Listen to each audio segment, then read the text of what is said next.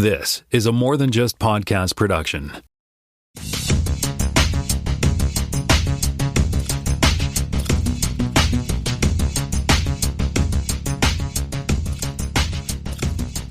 Welcome to this podcast, Season 6, Episode 2. My name is Tim Mitra. I'm in Toronto, Ontario. I'm joined once again by Jonathan Kuline in Mississauga, Ontario. Hello there, kids. I'm also joined by Jaime Lopez Jr. in Seattle, Washington. How's it going? I guess we could dive into the show here. Wait. I have a question. Jaime, why don't you have a Texas accent? Not from that part of Texas. It's probably stops around the Panhandle. If you're going from east to west, it doesn't really cross over into the western part of Texas. Wait, I got to look at a map now. I have no idea what the Panhandle is. Well, if you imagine that you had a cast iron pan in the shape of Texas, just think about where you would grab that, and that's the Panhandle. Really? Oh, hang on. It's been so long since I looked at the shape of Texas. So people in the region you're from don't have a discernible Texan accent? They don't have that kind of accent, no. So it ends up being a whole lot more Hispanic. I don't know, starting where? Let me look at the map. Probably around the Pecos River.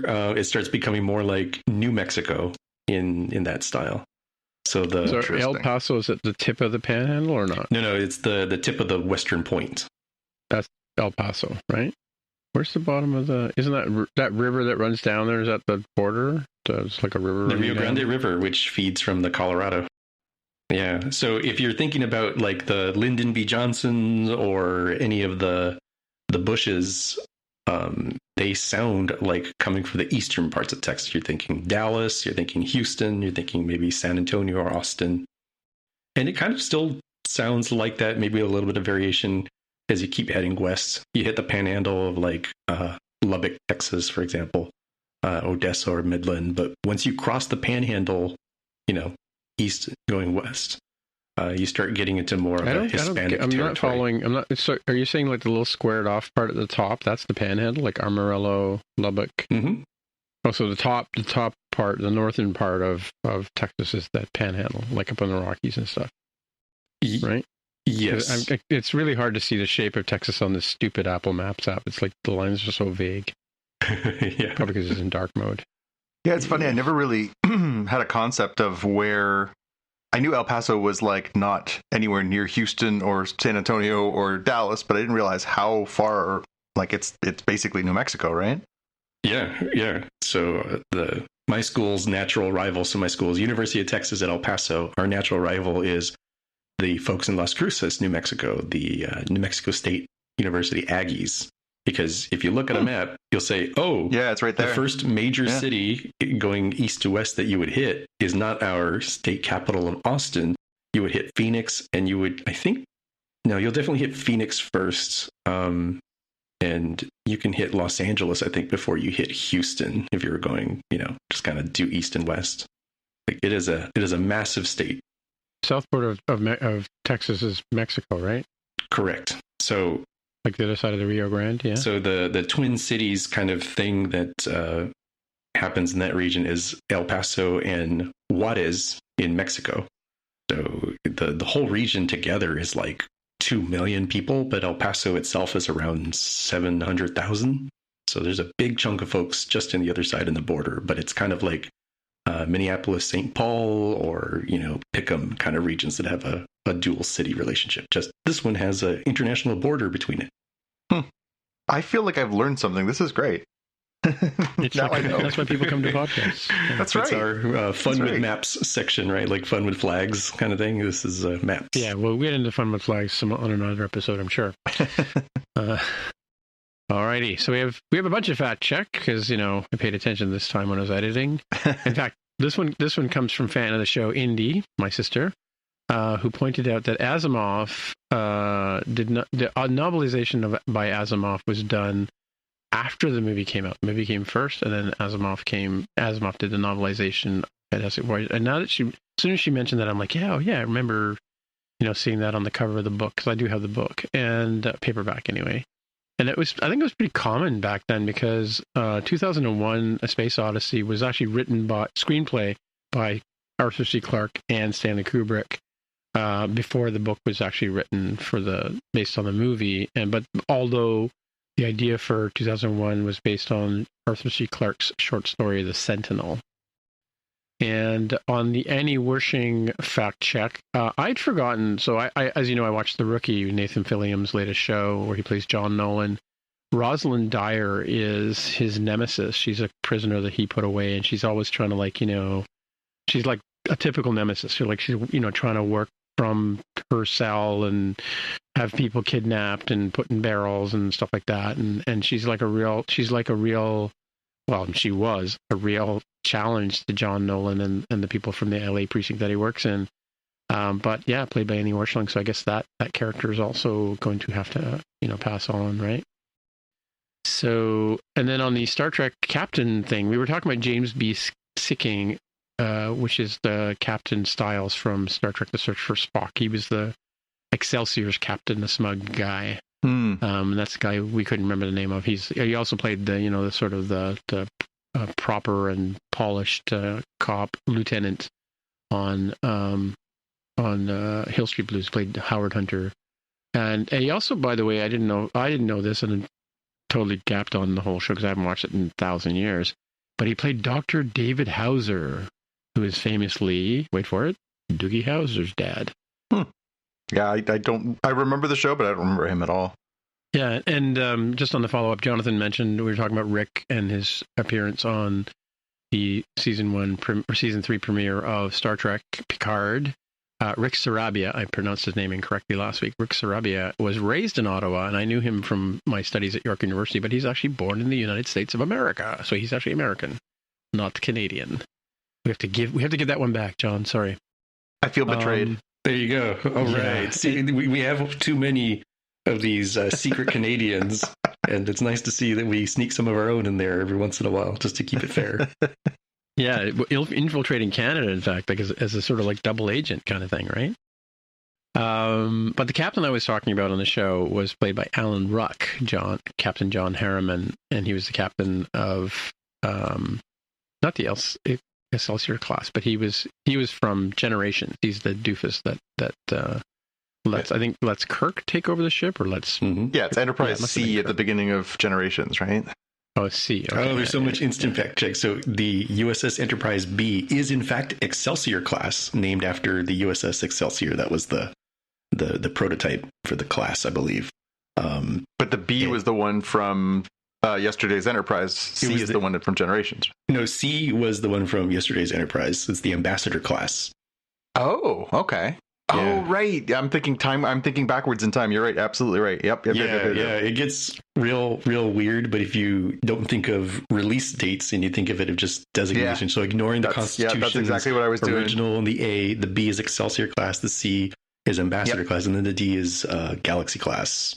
That catches you up to, where the start of the movie is. Ding. Okay, guys, to your neutral corners, please. The round is over. What was the E? What did they eventually? What kind Sovereign of class was the E? I believe is Sovereign. Sovereign. That's right. Good stuff. Okay, there you go, folks. In case you've ever wondered what it looks like when two Star Trek nerds go at it, that was it right there. Tim, it was either going in here or it was going as fact check. So it's the time is spent. It's just a question of where you put it earlier, you put it later. Yeah, cool. And we keep calling it Bad Batch, or I keep calling it Bad Batch. The show's actually called The Bad Batch. It's called Star Wars: The Bad Batch. Yes, true. The last week's call sheet, as Jonathan was asking, was D. Bradley Baker, Rhea Perlman, and Michelle Ang, that's who plays Omega. We probably should give her some credit there, since she's been doing it for many shows now, right? But that literally was three voice actors made that show last week. Yep. And I actually did find the video. The video was him talking, and it was the showrunner, the lady that created the show. Oh God, here's another fact check. Who mentioned the fact that she's watched him work, and he literally just reads it right off the page and changes voices as required. So that's cool. And Scarborough's own Eric Bauza is the voice of Bugs Bunny and Daffy Duck and all that kind of. He took over from the kids from Mel Blanc's son, who took over from Mel Blanc when he passed, right? So that's the cool thing. And then the last bit of fact, I went to the car show with my grandson Xavier, and we discussed Red Dead Redemption 2, and I was telling him about the fact that I was frustrated by the map part. He says, "Oh no, that's that map that I couldn't go to, the part where you keep getting, unceremoniously killed when you cross the border, is part of the first version of the game. And once I get through all the epilogue episodes, which is where I am now, I will be able to go there and run around and get gold and stuff like that. So yeah, that's why I can't go to that part of the world in Red Dead Redemption 2. All right, and that's enough for the fact check. We'll move over to headlines, and up first again is Jonathan Kulan.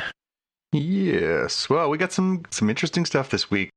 So we've talked about the fact that there's this Amazon series we watched, the Lord of the Rings, Rings of Power. So, we've moved from having 6 films in the theaters for the Lord of the Rings trilogy, and then The Hobbit, which was one movie too many probably, but we got these sort of big blockbuster movies, and then there's this new era where we're getting this very high production value series. It's supposed to be a flagship thing for Amazon, but we did discuss in the past how this was going to be interesting because they only really got rights to certain parts of the Tolkien library, and that the Tolkien family was holding on to certain other rights because they were owned by other parties.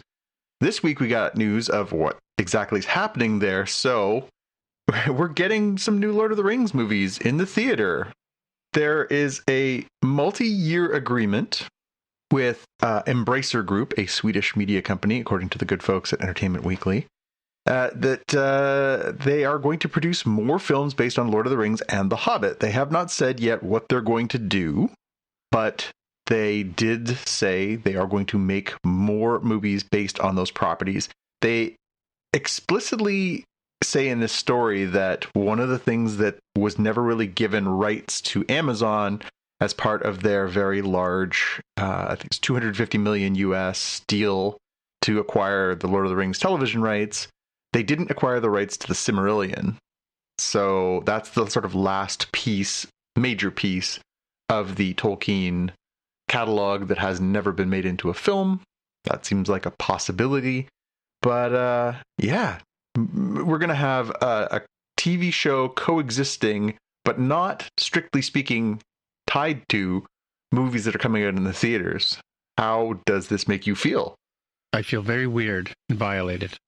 I don't know how I feel, to be honest with you. I have no clue. I don't know. I don't know if is the world really ready for like a 3-hour movie?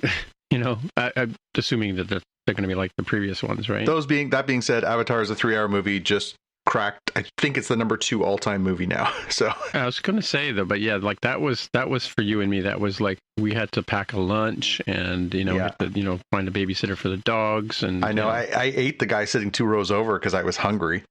Yeah, and Jaime got the big gulp, so he didn't have to take a bathroom break halfway through, right?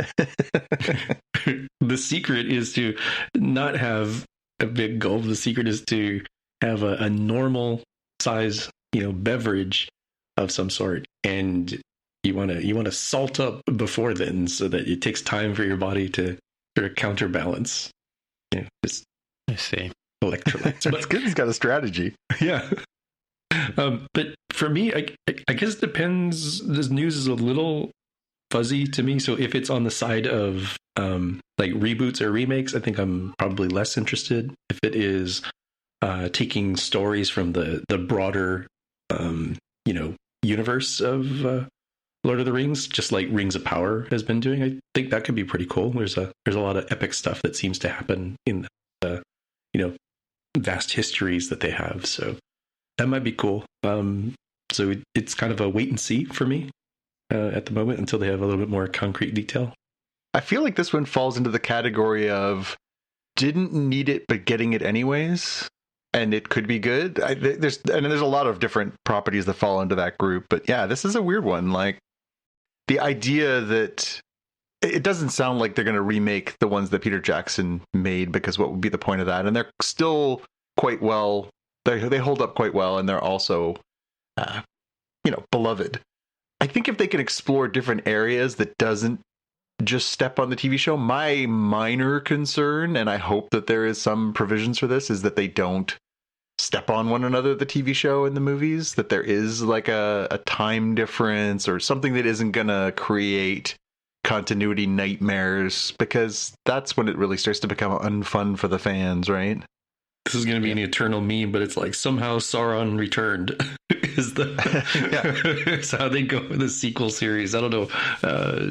I guess we'll see what ends up happening, but the room for high fantasy like Lord of the Rings, I think is clearly there. Will this be it? Maybe. I mean, for heaven's sakes, they've got Dungeons and Dragons movie, another Dungeons and Dragons movie out or coming out. I forget where it is. So people are trying to fill this gap. Yep. All right. Next up, news that we're getting a little character crossover. So Stephen Wen is joining the Thunderbolts movie. Of course, he's very well known for his role as Glenn on The Walking Dead. And recently, 2020, was nominated for Best Actor for his role in Minari. And he was in the Jordan Peele movie Nope last year, so had a really great trajectory. They have not said which role he will be playing, but you'd think if you're going to cast somebody like him and add him to a cast that already has, Florence Pugh and Sebastian Stan and David Harbour and, Julia Louis-Dreyfus, think he's going to have a pretty hefty role in there. So I think that's pretty cool news. And again, also score for Marvel, a little more diversity, which is nice. Yeah, he left at the beginning of the Negan era is when he left Walking Dead. So it's been some years. Yes, he did. He did quote unquote leave. That's a little. I think that's when a lot of people. I think that's when a lot of people left the show. Yeah. Sort of like the Google and Amazon layoffs, right? Yes, they left. Yes, left. That's the word, left. Okay, next up, we're getting a prequel to the It movie coming to HBO Max. They've announced Welcome to Derry is going to be a new show focusing on the events in this scary little town in Maine, set before the events of the movie, the two movies, I suppose, It. Mm-hmm. I have not seen the new It reboot. I did watch the original. I have read the book. I'm led to understand the new one is absolutely terrifying. I have no interest in that. But there clearly is an audience for this. Any interest from either of you in seeing an It spinoff? I haven't seen any of them. I've seen bits and pieces of them, so I've never really meant to sit down and watch them. So I don't know. I would say I'm sort of where I was with the Last of Us, to be honest with you. Like, we'll see. But yeah, not really. I think it could work. So the question I have is, when they say prequel, do they mean like the folks as kids, not as they let me take a step back.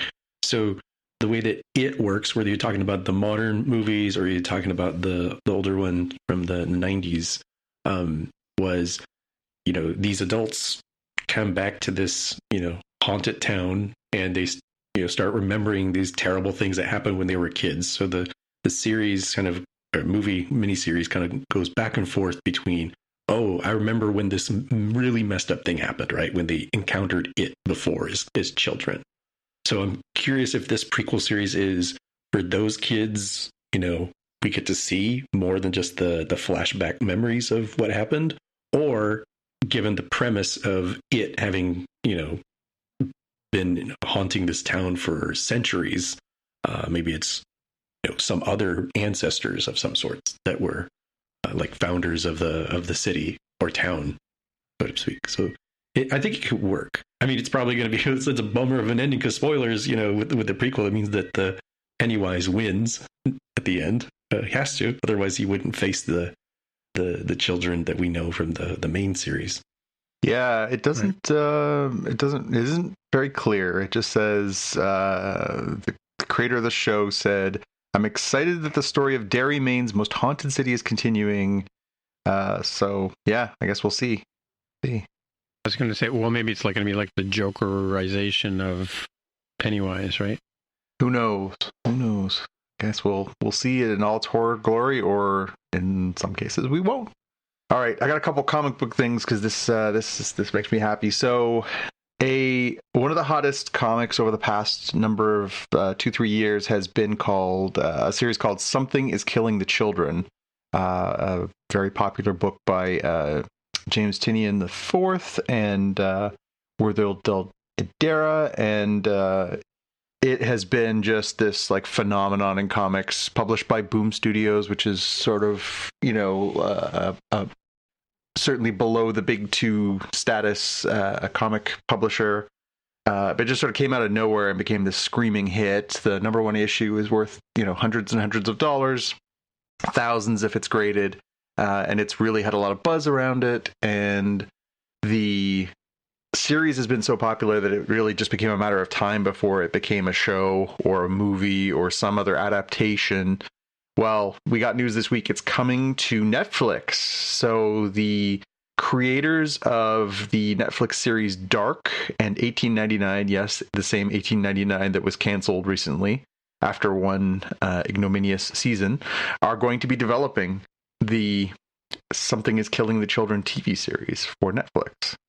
So that's kind of interesting. And it'll be really interesting to see how they sort of bring this life. It's sort of somewhere between horror and it's like a monster movie. So the description here from the Hollywood Reporter, the first arc is told of a town plagued by monsters that feast on children. One teen survivor telling tales that no adult believes. In this setting enters a mysterious young woman named Erica Slaughter. The woman who occasionally converses with her stuffed animal isn't there to mince words, rather to mince monsters. So, yeah, it's about this sort of mysterious defender who arrives in this town to defend them from the boogeymen. And, it's sort of, I would say it's darker than something like Buffy, but it sort of has a little bit of that kind of, this mysterious, person with these strange abilities sort of shows up and starts, hacking up monsters. Would you watch a series like this? Maybe. I don't know. Is it on Netflix? It is on Netflix. Well, then I'm probably not going to watch it. I'm using a Lopez calculus, as you know. Yes, that's true. Well, when you do your annual 1 month binge of all Netflix things, maybe you'll watch it. Yeah. Maybe I will. I mean, the premise, if I'm not familiar with this property, but the premise of a town plagued by monsters that feast on children sounds like if you enjoyed it in Pennywise, you'll enjoy this too. So I think I'd be down for this. Yeah. I think the thing I didn't like about the It part, even I think I first read it when I was probably far too young, maybe 13, 14, was the amount of helplessness that the kids have. Like when the first part of first movie / first half of the original TV movie / first part of the book, the kids are very, very helpless. They are just being victimized by this horrible thing, and it's just awful to the point where one of them is driven to suicide. And I found that really, really off-putting. That was the part that I found really tough. And of course, in the end they win, whatever. But I found that part really, really awful because this monstrous thing gets to kind of torture them. I'm hoping that is not the case for Something Killing the Children. Hopefully there is somebody to the rescue. I like a somebody to the rescue story better than a monster tortures children story. All right. The next one I have is that Marvel is resurrecting the Ultimate Universe. So there is going to be a movie coming out in a few years called Avengers Secret War. So I won't get too far into the plot points there, but just, if you want to completely avoid spoilers, maybe skip ahead 2 minutes. But one of the outcomes of that Secret War story from the comic books is that it's about basically bringing all the divergent multiverse universes of Marvel together into one. That's how you end up getting Miles Morales into the Marvel proper universe. That's how you sort of bring these things together. And so as part of that Secret Wars crossover, the Ultimate Universe, which was this sort of alternate version of Marvel's Earth where, Peter Parker died and Miles Morales becomes Spider-Man, and there's all these sort of twisted and sometimes sort of darker takes on these characters, much more sort of new millennium than 20th century. They decided to sort of pack it up. So they folded up that universe and said, we're done. So it has now been 8 years, and the same person who wrote Secret War, Jonathan Hickman, is this summer a big crossover series coming to Marvel Comics. Is going to bring it back with a series called Ultimate Invasion, wherein some of the characters from the Ultimate Universe seek to basically revive that place. So this was a big announcement from Marvel this week. Marvel Comics doesn't quite get the same fanfare as Marvel films, but they do like to sort of give people a little heads up what they've got for their big sort of summer crossovers and stuff like that. And this one has the makings of a pretty massive, epic kind of story. So even if you're a casual, it's, I think it's a 4-issue series.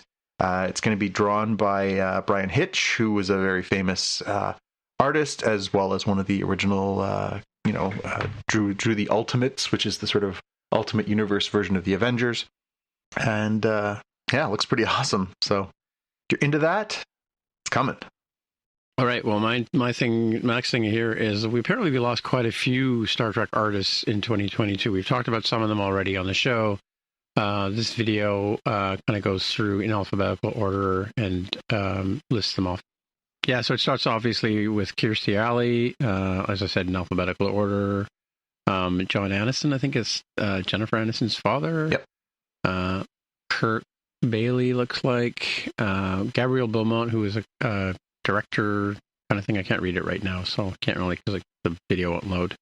Other highlights. Robert Brown is interesting. I never knew this actor's name, but he was in a few shows in the 60s, and he plays one of the sort of the Time Lord guy in the original series.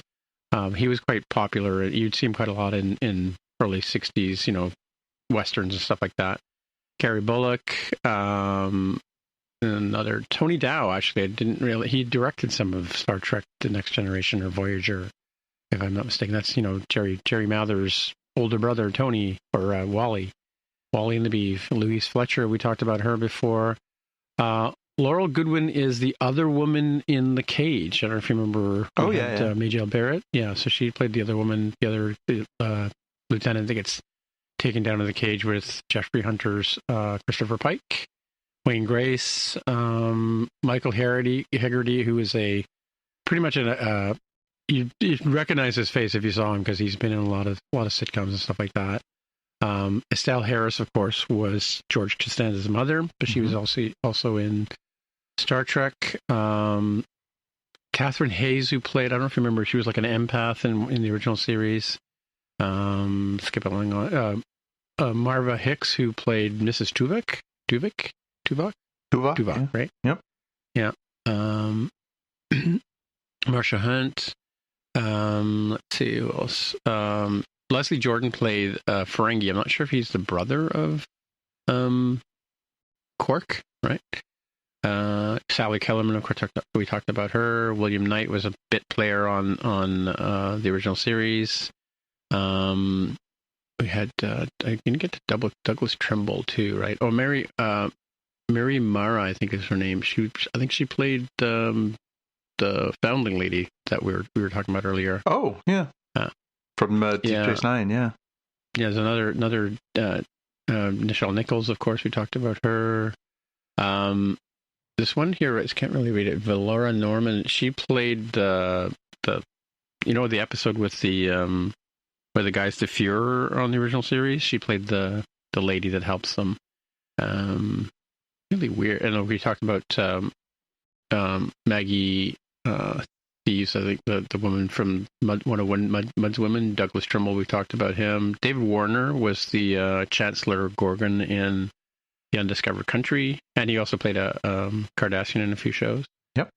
And then, great presence, that guy. He had a really great, he seemed very commanding. Yeah, well, he was British. Yeah, sure, he was a Shakespearean actor, probably way overqualified for Star Trek, but it's great to have him. Definitely. Yeah, and it was, ironically, he was also in the same episode with Christopher Plummer, right? So, yeah, our favorite, substitute actor. Anyway, cool. So that's my artist we lost in 2022, and I'll link in the show notes for that one. So now we're at the main part of the show where we talk about something related to Star Trek, and of course, this right now we're doing Picard season 3. This is episode 2, Disengage. As opposed to So do you want to engage? Yes, do we engage or disengage? It's funny, do we want to do our elevator pitches, or do you just want to talk about the show in general first? Let's throw out our elevator pitches first. Why not? Okay, well, my pitch obviously is we're cornered in space where there are no corners. Yeah. Mine was who is Jack Crusher and why is he worth saving? Interesting. Yeah. Pretty close to mine that Picard learns that Jack Crusher has a sketchy past and is being chased by bounty hunters. Quote unquote bounty hunters? Yeah, maybe, if somebody's paying money and you're hunting somebody, I guess you could be a bounty hunter. I don't know if there's a guild or a registration or certificate of completion that you need to have. Yeah, it was interesting in the episode. I wanted to talk about the at first I thought maybe it was like a data, in the part where Raffi is getting the messages from her sponsor on the screen. Yeah. And because of the lack of contractions, because I noticed that was one of the things that Data never did. He couldn't say cannot. He would say cannot instead of can't, or do not instead of don't. Yeah. So I was a bit thrown off by that. But then, of course, once the reveal did happen, that made sense too, right? Because he was another one that didn't speak in contractions. This mystery person. Yeah, for me, it was from the first episode, the line, "You are a warrior," and not "you are a soldier," which would be the more typical word for people to use. That had me thinking. And I wasn't the only one. There were other people on the internet that thought that as well. So I was delightfully surprised to see that it was him. Cool. So the pew pews. I had written down, now that's Batleth fighting, because that scene where spoilers.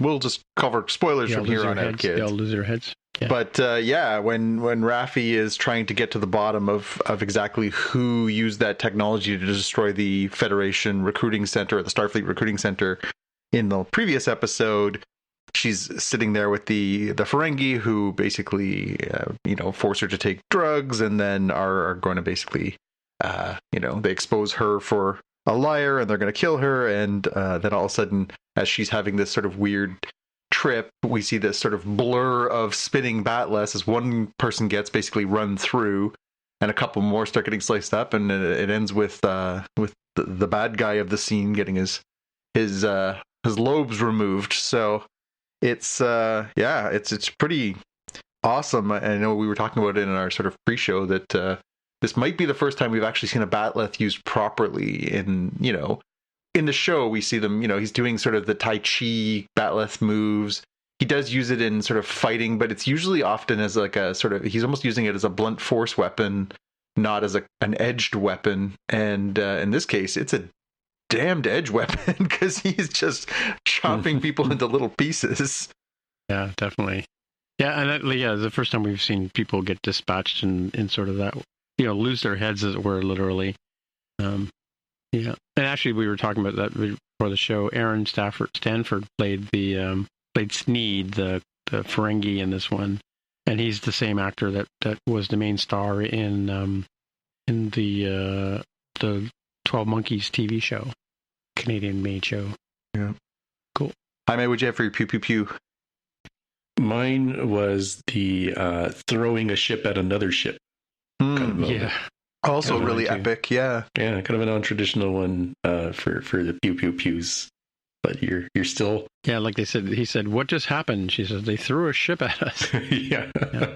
Use the tractor beam. We've seen tractor beam be used to, guide somebody into coasting into something else, but not as a flinging weapon. Yeah, I wrote that down under they said what best quote, which is, she threw a ship at us, sir. Like that's just with the sir, that was pretty crazy, and so hard that it actually went through the shields. Yeah, that's true. Yeah. I kind of wondered what was going to happen when the two of them came at each other, but it's kind of a big object to try and deflect, right? Yeah, for sure. Easter eggs. I saw that when the shuttle that Picard and Riker had flown over to the ship with the Crushers on it was destroyed by the Shrike, the big nasty ship. When you see it, the identification plate flying through space, it said the Savik. Oh, I missed that. Yeah. Cool. Yeah, me too. Well, that must have been an Easter egg last week then too. We missed that one, right? Yeah, maybe they weren't close enough that we could see it, but yeah, it was that one because it was deliberately like spinning towards the screen. It was spinning rather quickly, but I did manage to catch that. Mine was Christopher Plummer's DNA. Because wait for it. Because Amanda Plummer played Vadic. She did. She did. There you go. And she was awesome. Like, yeah, she was great. I've always been an Amanda Plummer fan, but it's funny because it took me a second. I'm like, I know the voice, but she looked, obviously she's she's older than some of the previous times we've seen her on television, and she certainly has a different aesthetic. They've got her made up and everything, but boy, she's an awesome villain. Yeah.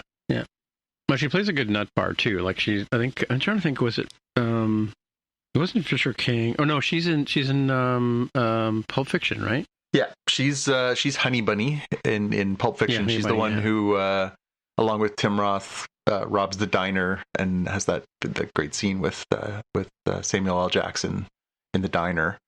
And she played a great crazy in the cult classic 90s movie So I Married an Axe Murderer as well.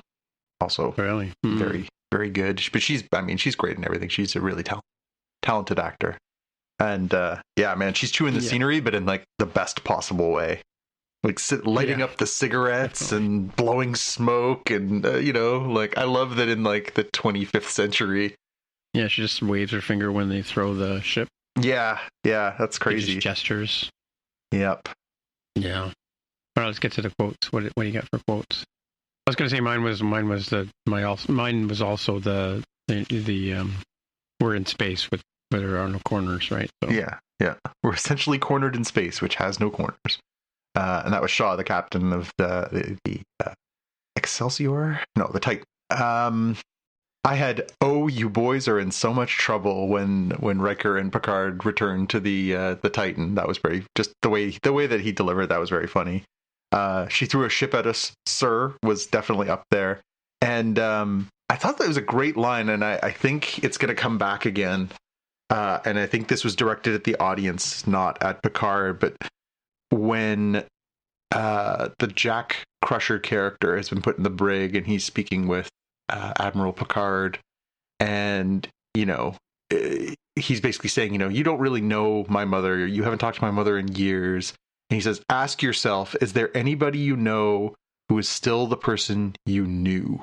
And I thought, that's really interesting, because obviously, that can apply to Worf, it can apply to Geordi, who we're going to see. Obviously, we're going to see Troy popping up again. We're going to get the whole gang back together. But we make assumptions as viewers of who we knew. But is it who we knew, right? Yeah, I don't know. I kind of wonder about that because, people do change and they mellow over time. They may change their perspective and their things like that. But I think essentially people are the same people, right? Don't you think? I don't. I think people can fundamentally change over time, and I might even disagree with the mellowing part. I think some people get angrier and more bitter over time. That's what I mean. Like the people change their attitudes as they get older. They sort of see life from a different perspective. But I think at the core they're the same person. Mm-hmm. Right? So, Jaime, do you have any quotes? I just have the one. Although I do agree that Shaw was just sort of a fountain of quotes. Mine was... he was throwing 100 miles an hour. Yeah, some of them kind of deadpan, like, bring them all on board. We're basically a hotel now. Like, wasn't a whole lot of pizzazz to delivery, just kind of like an exasperated person of like, I knew these guys were going to get up to trouble, and now they have gotten me deeply into trouble. Yeah, absolutely.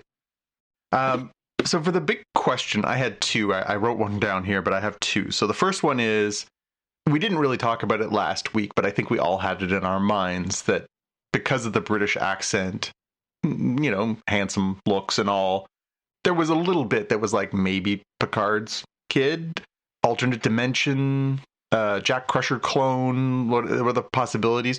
Were you at all surprised when the payoff for this episode was, oh, and by the way, this Jack Crusher character is actually Jean-Luc Picard and Beverly Crusher's child? Well, and it was actually like her looking at Picard that he kind of just went, oh, crap. Right? Yeah, all with a look. Just with a look. Yeah, I was not surprised. It sort of, so I had sort of two big questions, and the one that's relevant here is, my big question is like, is Beverly the villain of this series? Because, hear me out.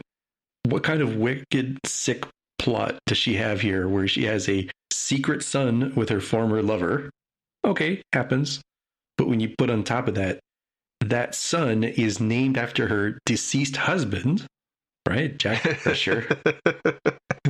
And, believe what you want to believe, maybe that former lover killed or, put in danger that ex-husband, the dead husband. Like that whole situation of like, Picard's command on the Stargazer and what happened to Jack Crusher always felt a little dodgy. So it was just like this really weird thing to put together that I'm like, where was she going with this? Right? Beverly is definitely the one who has changed the most in the past, few decades. So that was my big question of like, why did she do all these things? This is going to need some big reasons. So this kind of raises a few things. I was thinking about that today. Like it's the 24th century. Are we not done shaming women for unwanted pregnancies? Seriously? Yeah, but I don't know that that's the case, right? Like, well, I mean, well, let's explore that for a minute, because there's another perspective to that whole discussion too. Is okay, given that it's the 24th century, in vitro fertilization, there's all kinds of like, I'm sure by that time we already have artificial wombs. They announced it last week, right? So, I mean, does you necessarily have to put two stupid people in a bed together to make a baby? Like, no, and this whole, we tried to be lovers and it didn't work. And yet you talked about the timeline having changed last time, plus the whole age factor. I mean, like, how do we know she didn't get a couple of test tubes and a petri dish and do it herself, right? With the DIY, make yourself a Jack Crusher clone or Picard clone trick, I think that would only apply if Jaime is right that she is the villain of this. The idea that she would do that with Picard's DNA as an older adult, like she would have been in her, I'm guessing, mid to later 40s, when she would have had the relationship with Picard and theoretically had this child. It seems unlikely to me. To me, what it says is, I was pregnant when we last were together, and I had this baby and I didn't know how to talk to you about it, so that's why I cut you off.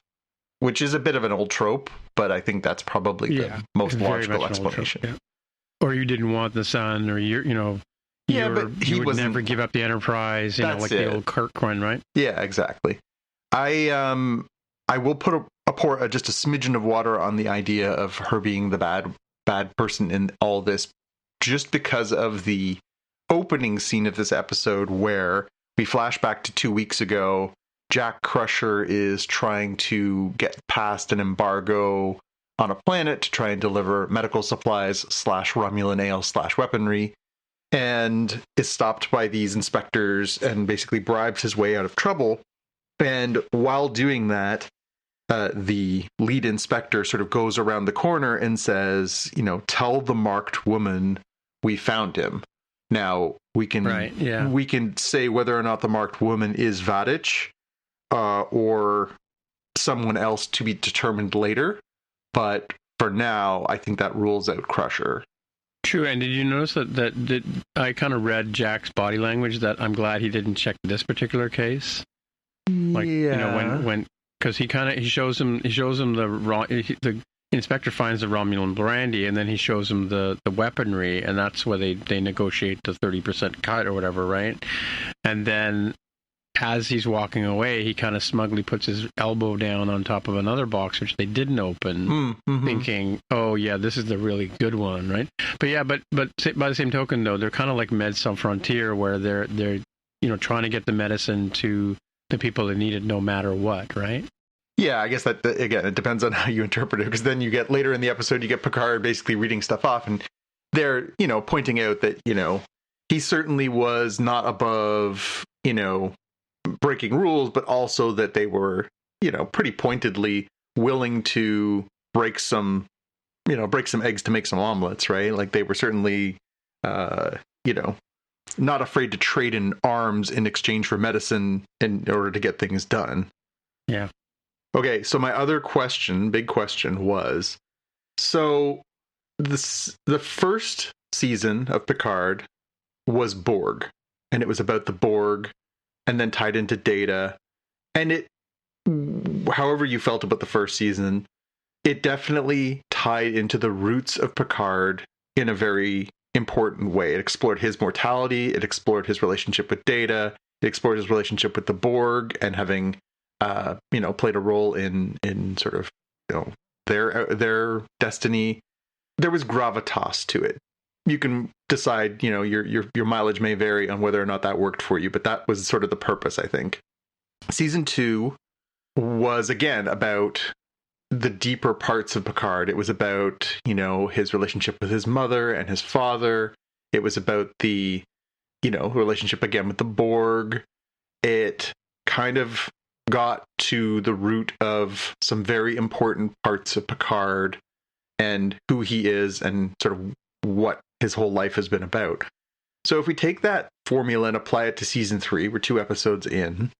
If this is the last season of Picard, and you'd have to think probably the last time we'll ever have this group of actors together from TNG in one place, what is a satisfying and gravitas-filled conclusion? Who could be a big bad worthy of that? Who is the con to Picard's, Kirk, right? Like, how do you have something that has that level of gravitas? And I was thinking about who that could be. And then I was looking at the cast list and trying to figure out how the heck they're going to cram Brent Spiner back in here, having already killed Data. And the name I came back to was Lore. Yeah, no, definitely Lore. That's what I'm thinking. Now, whether Lore is a part or all of this, I guess, is interesting. Your crystalline entity cameo notwithstanding, who else in your minds would be worthy of a TNG send-off? If this is the last hurrah for this very beloved Star Trek property, what could they do? Having already done the Borg in 2 previous seasons, it can't be the Borg, because that's really Picard's sort of nemesis, right? Notwithstanding the nemesis from Star Trek Nemesis. Yeah, is there anything? Is there anything that has that kind of gravitas? Do we know what Will Wheaton's doing these days? He's hosting the Ready Room, I believe. Yeah, I know. No, I definitely in the trailers there, we saw Brent Spiner, and I got the impression it was Lore because as you've mentioned many times before, Data is no more, right? Yeah. Mm-hmm. But then B4 just doesn't have it, right? Well, so. But B4 also contains Data's memories/mind, does he not? I thought he was like incapable. He wasn't quite. Well, he was in a drawer last time we saw him, but other than that, if we're talking about trailer stuff that happened, we saw what we believe to be Lore, what we believe to be Moriarty, and we know that from season 1 they were establishing we did some terrible bad things to artificial intelligence folks because of the terrorist attacks that happened. I wonder if it's meant to tie sort of all of those things together. Yeah. Yeah, it's hard to say. I don't almost like. I want to be surprised and delighted by whatever comes. I don't want it to be something that's so predictable and tropish, right? But then at the same time, I think, as you say, I know we're going to get Moriarty at some point. How that works out, I don't know. I think we're going to get Lore at some Moriarty, point. Yeah. I do not know whether either of those would sort of stand as the big bad in all this. But it'll be interesting to see how they could. I feel like maybe I'm putting too much pressure on it in my mind, building it up maybe too much. But like last season, the first season we got the Borg. Last season we got Q. Like again, Q, arguably the biggest, outside the Borg, the biggest sort of character or nemesis or rival or however you want to phrase it for Picard. Yeah, what could be the coda to that? Like, what's the one you go out on, right? I think that's an interesting thing to sort of keep in the back of your mind while watching this. Is where is the big bad, and will it be enough for an ending like this? So sidebar on Moriarty, so where did we leave him? Does he actually get off the holodeck? Because I know there's one episode where he figures out how to take over the ship, right? I believe they basically put him on ice. They realize that he's become something else, but there really isn't at that point an opportunity to do anything. But then we know now that Voyagers come back from the Delta Quadrant with holo emitters that can be portable and a doctor who can go for a walk. So is it feasible that the Moriarty character is, out and about? Well, also Vadic refers to Picard as in the synthetic flesh, right? The fact, recognizing the fact that he's no longer a human, right? I thought that was that not kept a secret in the end of season 1? I guess not. I mean, clearly someone must know out there. Well, the pirates know, obviously. Yeah, well, but then she also seems because she's talking about Shaw's mental health reports from Starfleet as well. So again, that to me was very suspicious. I'm like, well, is she either really tapped in, or is she from the future, or what?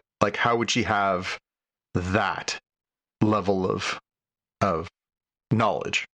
Yeah, she's like the textbook comic book nemesis, right? Because she's even got the unknown weaponry, right? Like the stuff that's so bad as weapons go that even the Federation doesn't have them, right? Yeah. I'm just looking up the Memory Alpha article about Moriarty, because I remember the first episode very clearly. I had to kind of remind myself where we left off. And yeah, I think the last thing was that they basically tricked him, because remember he in the original episode with him, they say, well, we're going to basically put you in a bottle, save your program, but we don't have the capability of getting you off the holodeck. 4 years later, he comes back and he is like, hey, you guys forgot about me. And then he has this whole plot where he's going to get off the ship. And he and the Countess character that he's with, Picard and Data basically trick him into thinking that he's gotten on a shuttlecraft and left, but actually he's inside of a memory module. And they basically say they're going to think they're out there exploring space, but they're actually just trapped inside this little program, inside this jar. I wonder. Yeah, that's what I thought. Yeah. Yeah, I wonder if there's a logical way for him to come back from that. But I guess we're gonna find out one way or the other. But yeah, well, this was a solid second episode. I'm excited to see where this is going. I was thinking every season of Picard has had a really kick butt first episode, and then as you peel back the layers, it's again, your mileage may vary. I think there's been some good and some oh really, okay. This was a real, again, a great second episode, built the mystery, the stuff with Raffi. I still am excited for next week to see what happens next. I think also, too, they probably pulled out all the stops knowing this is the last kick at it, right? And that's what I want. Yeah. I want this to be the biggest, most sort of epic, I want this to have an opportunity to have every one of these actors, really give us a satisfying ending for their character, for all the things to come together in the biggest and coolest possible way for all of them. So go for it. Take a big swing. Yeah, it's got to be like Professor X and Logan too, right? Just like Patrick Stewart's performance in that was amazing, right? Yep, absolutely. Cool. Bad Batch. All right, Jaime. Star Wars: The Bad Batch, Season 2, Episode 10, Retrieval. When last we left our heroes, they were stuck on a planet with no ship and no one who wanted to come pick them up. What did you have for your elevator pitch? It was nearly identical again. I call him the Batch in my notes. So the Batch is stuck on the planet and hoping to find a way out. I had Clone Force 99 wants its stuff back now. So this one was basically, it was the mission was, is the Marauder still around? Once they figure out the Marauder is still around, how do they get the Marauder back so they can wrap up this little two episode arc and get off this depressing mining world? It was good. Again, sometimes this show sort of vacillates between, some pretty intense emotional stuff and then, just sort of goofy fun adventures. This one was sort of halfway in between. Obviously, there was this sort of overarching story of the menacing character who's keeping all these poor people under his thumb and exploiting them for profit and everything else. But, in the meantime, there's this, fun thief character Benny and, the chemistry with Omega and then of course all the quips and stuff from Wrecker, going through this. It was not too heavy, I think, which was good. Yeah, it's kind of interesting that they find a way to not feel too heavy when it's like, once again, in a kids show, we have, child labor, child slavery, whatever you want to call it. You're like, it's not good. I'm like, wow, it stays surprisingly light, all things considered. Yeah. I liked, I had it sort of as a smuggled quote, but also as the best pew pew pew for this one was, when the mining leader and Mako and the Bad Batch are sort of squared off with their guns all pointed at each other, and they're like, you better not miss if you're going to shoot at us, and they say we never miss, and then of course a second later when he turns on his people and is going to have his robotic agents sort of take a shot at the miners who are coming after him. The Bad Batch fired 2 shots and killed both the robots. That was a really good good use of the pew pew pews on that one. What'd you have? Yeah, that was my best pew pew pew, the bridge standoff. Mm-hmm. And I did agree that was a really good way to get the flavor across of who the Bad Batch are. That was fun. My quote here was by young Drake telling Mako, we toil in the mines while you enjoy the spoils, in a real capitalism bad, socialism good kind of moment. Or when they said they're going to share all this stuff instead. Yeah, we'll definitely get into socialism when we start doing our recap of the Bad Batch in a couple of minutes. But the quotes that I had pulled out, it was, Benny the thief who stole the Marauder when the Bad Batch show up and start, doing their thing. You definitely aren't Ipsium miners. And Tech, of course, the statement of the obvious, the conditions of this mine are less than ideal. Yeah, that's okay. That's pretty bang on. And the only question I had out of this one was, very notably, especially having watched, all of Clone Wars and all of Rebels, when somebody says something like, give me a call sometime if you ever need a thief. When Benny says this to Omega and the Bad Batch at the end, the question becomes, do you think it's inevitable we'll see Benny again? Yeah, I feel like they're dropping stuff that will either pay off later in the season or will pay off next season if they're leading towards that.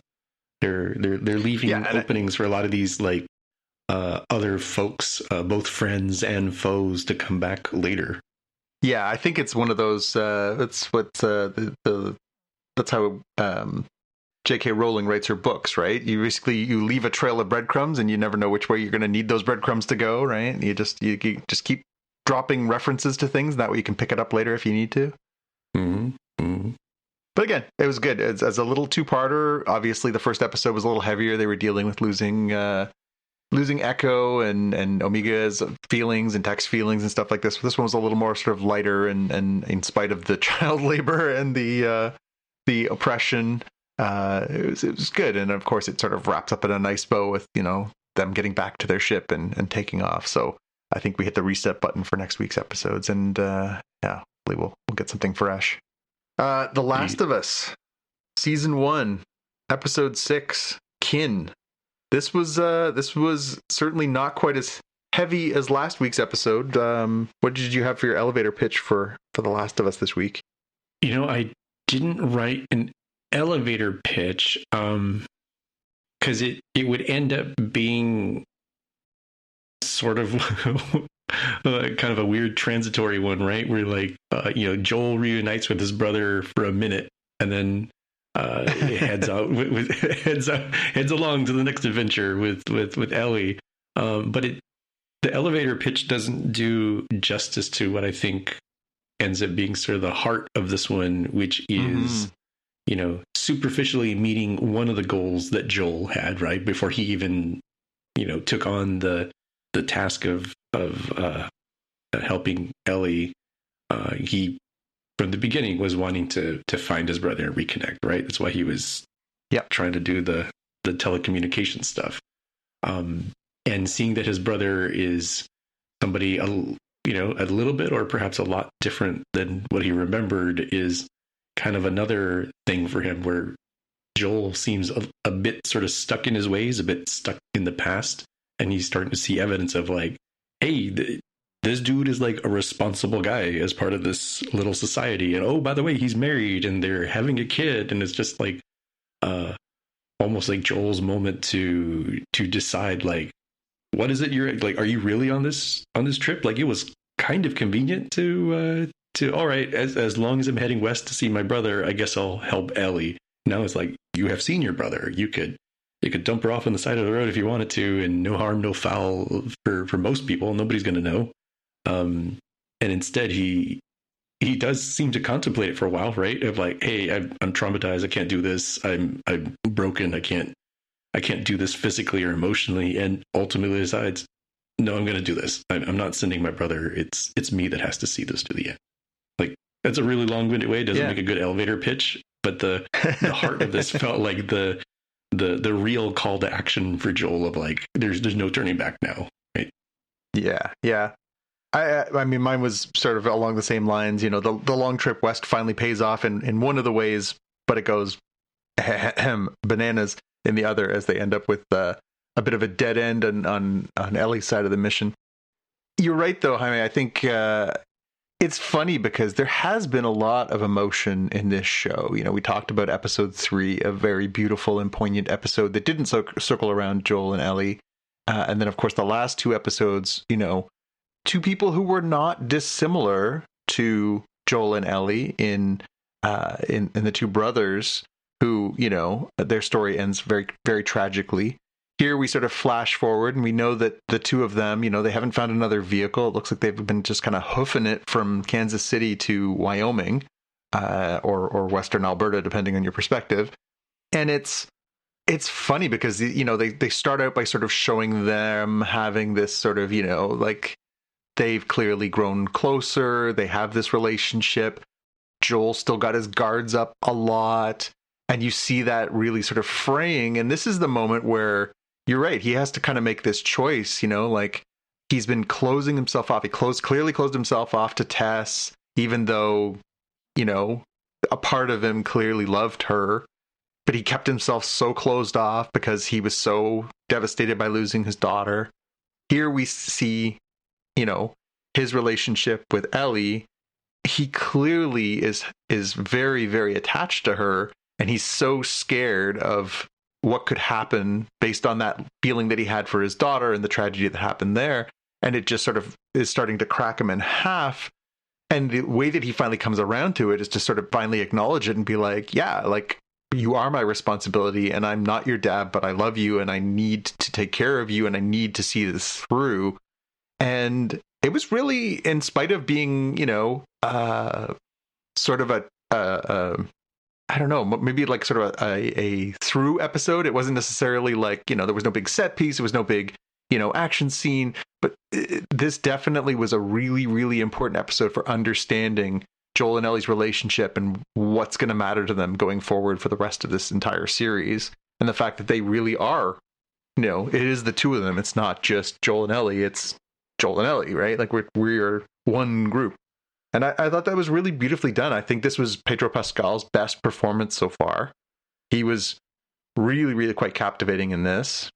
And even, I really thought that we got a lot from all the supporting characters. What's the actor who plays his brother? I should know his name. But I thought all of them were really, really, well done. And, as you say, they get to this point where they're at this, they make it to this town. They've got a completely different way of life. It's safe. It's, everybody, they're watching movies. They're making popcorn. They've got a Christmas tree. And I think that was one of the triggers for Joel too, is, oh my God, Christmas, I haven't even had to think about Christmas. I don't think they were doing Christmas in Boston, right? When they're under the thumb of the Fedra. I think this was, a really, really, really, really well told story about, people hitting their breaking point and then finding a way to push through. Yeah, I think it was one where, just following on that theme of emotion, I didn't get the exact quote, but when Ellie is confronting Joel about everybody's gone, nobody cares about me except you, just freaking you, who I thought cared, right? When he's telling her that he's gonna leave her behind and have the brother take her, the quote there was great. And I think your quote is another good one as well, but that was the one that I took was from Ellie for this episode. Yeah, I found the name. It's Gabriel Luna was the actor that played Tommy. He was, I thought, really good in this as well. I mean, the quote that I had pulled out for this one was from Maria, where she's talking with Ellie, and she says, "Be careful who you put your faith in. The only people who can betray us are the ones we trust." Now, she's trying to sort of foreshadow this sort of twist of Joel saying, I don't want to take you. Tommy's going to take you, and even though we've built this relationship, I'm going to cast it over to him. And then in the end, of course, he doesn't, right? And so it's almost Maria being a cynic and Ellie having the faith and then having it prove true in that, Joel clearly cares about her and does take her in the end, right? Yeah. It's one of those quotes that can be taken, in several different levels. And I think the one literal level that sort of sounds like, oh yeah, that's true. You can literally only be betrayed by people you trust, because if you don't trust someone, then it's literally impossible for them to betray you. So what came to my mind was the fable of the scorpion and the frog. Folks don't know, you haven't heard this one. It's hey, scorpions are dangerous, but it's it wants to cross a river and it tells the frog, hey, can you let me jump on your back? We'll cross the river. Frog's like, no, man, you're going to sting me. No, that's stupid. Why would I do that? If I stung you, then we would both die. We would drown. Frog's like, yeah, that's a good point. All right, jump on my back. And halfway across the river, the scorpion stings the frog. And he's like, why the heck did you do that? He's like, I'm sorry. I just have to do it. It's in my nature. Right. So from that angle, it's I just expect scorpions to sting me, and I treat them that way. They can never betray my trust. They can sting me, sure, but it's that's on me for letting them get to that area. Why would I trust them? That's the other angle that I sort of took this one from, in that the people we trust, the people we love, they're the ones who can betray us, and we really hope that they don't. But if you never open yourself up to somebody to be betrayed, you're never going to have trust. And I think Joel's closed off nature that you were talking about sort of fits with that. Right? He never let anybody, even Tess, get all that close. He never could be betrayed. Yeah. Wasn't a lot of action in this episode. The pew pew pew I had was obviously the conflict between the baseball bat wielding thug in the Colorado University campus who has a big fight with Joel, and Joel of course ends up getting stabbed at the end. So that's about as high watermark as you can get on that pew pew pew, unless you have something else. I can't think of anything else really that was sort of action-y from this one. Yeah, it really wasn't an actiony one. There was tension, right? Like, I think I'd made the comment to my significant other. I'm like, oh, being on a bridge, that is like the most obvious place to get ambushed, because as soon as you're on the bridge, you are trapped, right? They can just encircle you from one end or the other, and you do have the tense moment of, maybe these guys with guns are gonna shoot us, or maybe this dog is gonna rip Ellie apart because it can sense that she's infected. And tension, drama, but not suspense, but not a lot of pew pew pews until you have the fight with the was it Raiders, Marauders? I forgot what they called them. Yeah, I think they were calling them Raiders or something. It's kind of a weird term. I mean, they were essentially like baseball wielding thugs, right? Yeah, folks scavenging for stuff. Yeah. Although I was thinking about that as I watched that part. They're just like, oh, there's 4 guys with bats out there, and I was thinking, like, how sustainable is that lifestyle? Like, they're not farming. They're literally like, well, somebody else has got something. Let's beat them to death and take their stuff. Like, you would starve to death before very long, right? Like, it just doesn't seem sustainable.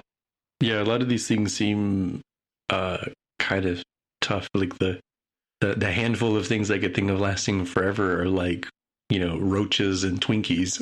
And they're thinking like that should be like the main things that people are consuming, because just go to your pantry and find long-lived shelf-life things like canned vegetables or dried beans, cereal like Cheerios or something. Like, it will last years, but it won't last 20 years. So no, it's going to be, yeah. Yeah, I mean, you'd think there would at least be some method to their madness where they might be like, extorting farmers for their goods or something, like something that would be more sustainable.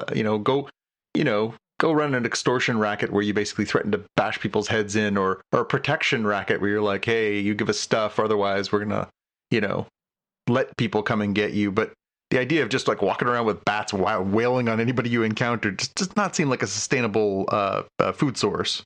Yeah, for sure.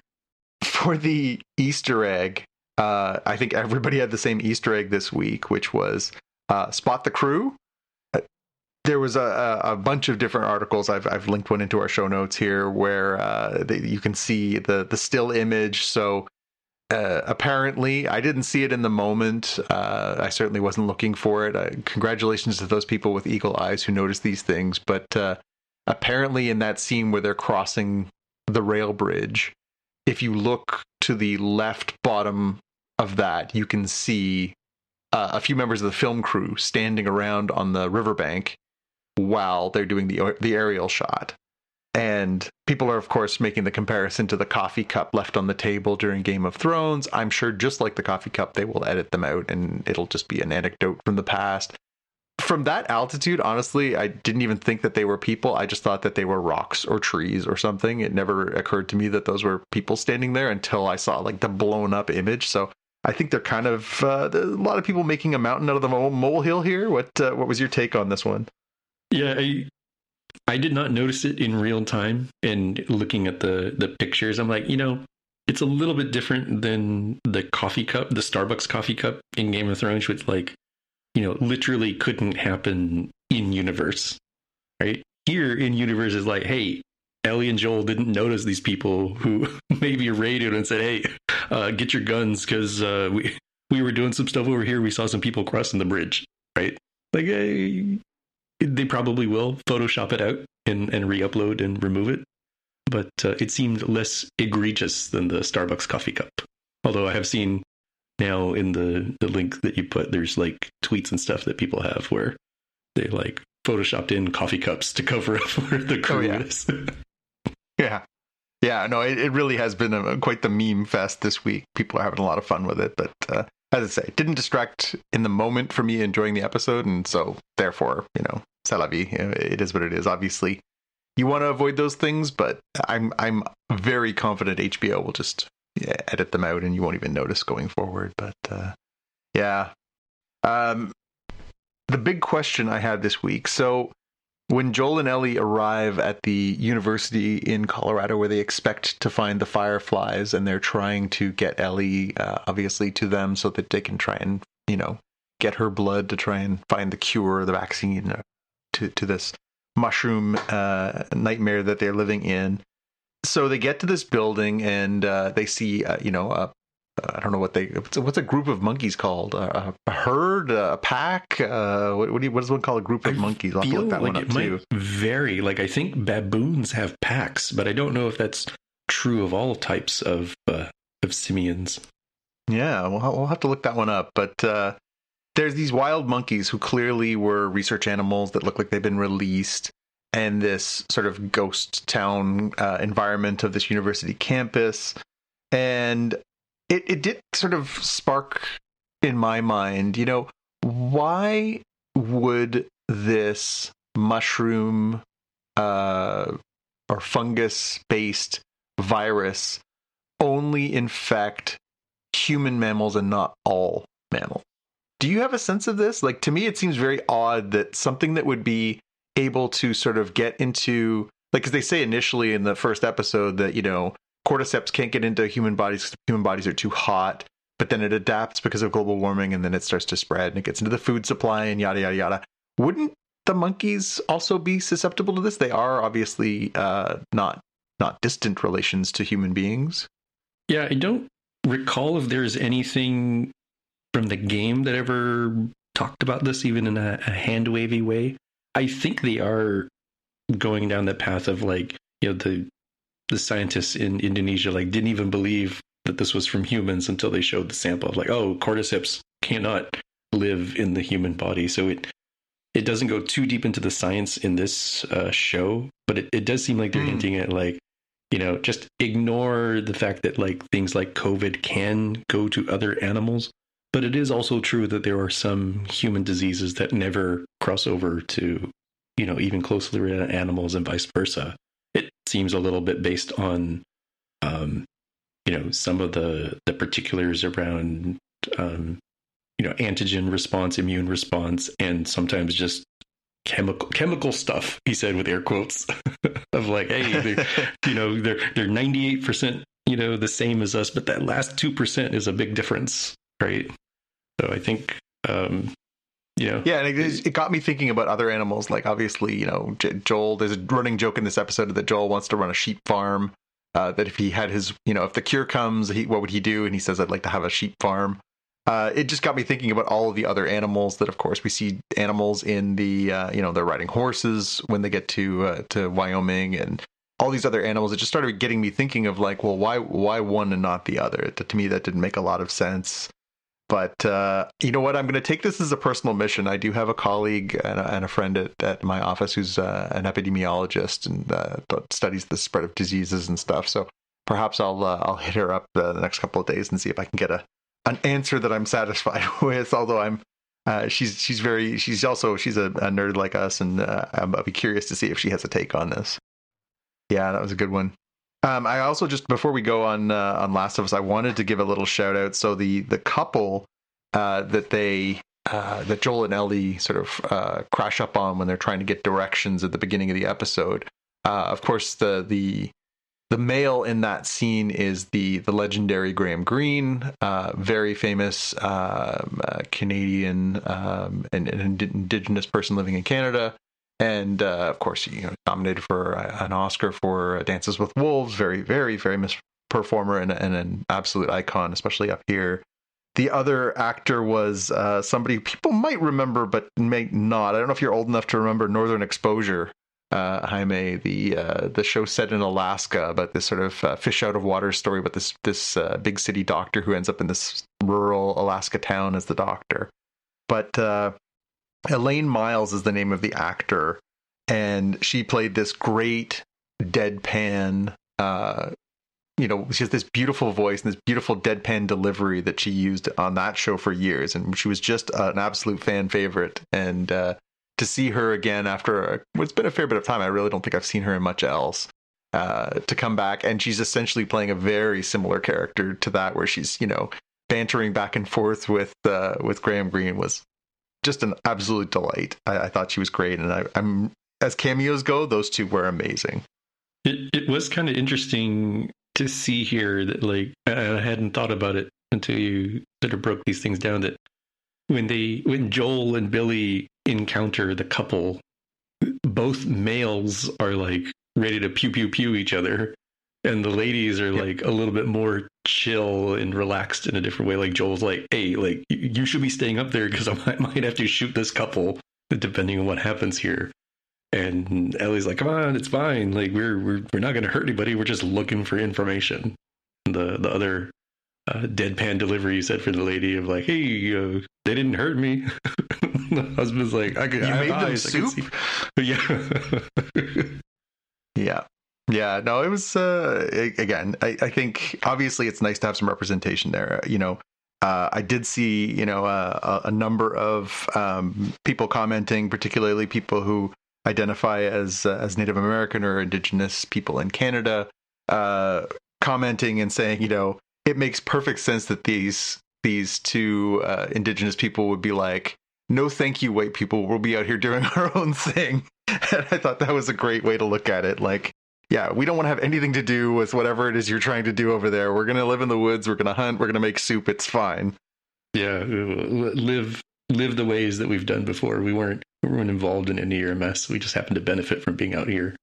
Yeah, that was absolutely a nice one. All right, you ready to move on to our watch list? Yeah. What did I see? Some of these links are different than when I looked at the notes. Oh, yes, I'm throwing things in here for you. So last weekend, I made a point to watch the very last Fox X-Men movie, which I had been putting off. It came out a couple years ago, and it had been on my radar, but I thought, I'm finally going to sit down and watch this. So I watched The New Mutants, which was this, it's a very, very popular comic over the years. It's basically sort of, X-Men, the next class. It's about all these mutants who are sort of brought together in the comic books, who are brought together and are sort of the junior students at Xavier's school, who ostensibly will grow up to become the next X-Men. In the film version, they take a bit of a different tack. The idea is similar, where it's a group of sort of misfit mutant characters who are brought together at this sort of hospital facility, very isolated. They're not sure why they're there, and you sort of learn about it as the movie unfolds, which, what the characters' powers are, what they can do, why they're there. And unlike, a lot of the X-Men fare, which is sort of ripped straight from the comics, this was ripped from a comic as well. I should be clear on that. It basically adapts the Demon Bear story from the second into third year of the New Mutant comics from the 1980s. Chris Claremont and Bill Sienkiewicz. And it's basically about, these different characters. It's a horror story, more or less. It's basically about how, each of these characters has to confront their inner demons because this one character is sort of radiating this power that forces them to do so. And I wasn't sure what to expect going in. I like the characters. It's filled with good actors. It has Anya Taylor-Joy, who, again, has risen to stardom since this. It has Maisie Williams from Game of Thrones. It has Charlie Heaton from Stranger Things. It's a good cast, and I thought, well, I'll give it a crack. It's a short movie. It's only like 95 minutes or something like that. I thought, I'll give it a crack. I liked it way more than I thought I would. Now, maybe that's because I went in with low expectations, but I thought that, it was an interesting take. I thought that it was something different. They clearly looked like they were trying to sort of maybe set it up for doing more. I did read a little bit online afterwards where they were saying this could have been envisioned as a trilogy of movies. Obviously, that's very unlikely to happen now. But it's almost one of those, you're sort of disappointed. You're like, well, I kind of would have liked to see where they could have gone with this next. What other New Mutants characters could they have introduced? What else could they have done with this? And I would say, if you're looking for a pretty easy watch, that's, a nice sort of, thriller, light horror kind of take with a little bit of superpowery stuff mixed in. It's very, very watchable movie. It's on Disney Plus here in Canada. I assume it's the same in the States. And yeah, it's totally worth checking out. I don't remember what I thought at the time that I saw it, but thinking about it now, I think I'd agree with that. That it is an eminently watchable film. I think that if the if there was a cross streaming service recommendation system, would say, did you like Wednesday? You might like New Mutants. Similar kind of vibe, and that maybe speaks to how this film was really poorly timed, right? We talked about how it was finished or close to finished and kind of hung around long enough that people were like, oh my gosh, Arya Stark is way older now than she was in this movie. What's going on? That it maybe would have done better in the sort of zeitgeist if folks had been able to see it when it was intended to come out. I don't recall what the production drama was. Or alternatively, if it had come out now and again, kind of sliding into the, hey, you wanted to see more like Wednesday. Well, here's this other thing about these misfits in this school, and it's kind of dark and, Buffy the Vampire Slayery. Yeah, I mean, it's a smidge darker than that. Like there's certainly humor in there, and there's there's even a little light romance in there, but I would say it definitely skews a little darker than Buffy or Wednesday does, but it's not far off. Like it really is kind of the next level of that. But it's kind of nice. Like it references the X-Men. They do get a name drop in there, but it doesn't rely on your knowledge really very much of any of that. Like it kind of stands on its own. I gotta say, I was pleasantly surprised with what I got from it, and thought, kind of disappointing after watching. I was like, yeah, there was definitely potential here. Like I think it got sort of middle of the road kind of reviews. It wasn't an absolute amazing thing. It certainly was fun. I mean, there was no world in which they could ever do justice to the Bill Sienkiewicz art from that original arc. Like it really is just something else. But at the same time, it's a pretty cool vision of that, and just definitely give it a look if you're looking for something in that sort of Marvel adjacent universe. Who knows? Maybe they'll show up in Secret War. You never know. Yeah. All things are possible now. Oh yeah. Next thing I've got on here, this one, I saw this, earlier in the week, and it really caught my eye. So one of the most enigmatic artists around over the last, half century is Bill Watterson. Bill Watterson is the creator of Calvin and Hobbes, one of the most beloved comic strips of all times, one of my absolute favorites, and is just an absolute work of genius. And very famously, Bill Watterson rejected all outreaches to turn what he considered an art project into a capitalist project. He did not want to make toys. He did not want to make mugs or posters or action figures or t-shirts. Like, there is no official merch for Calvin and Hobbes. There is none. He would not turn his art into that. And he very famously, he built the series up. It was incredibly popular. It was in, every newspaper around. It was much beloved. And when he decided he was done, he wrote an ending to it, and it ended. And after that, he basically turned into J.D. Salinger. He just dropped off the face of the earth, and nobody had heard from him very much. He'd had a couple of interviews, but really kind of had been off the radar since 1995 was when that series ended.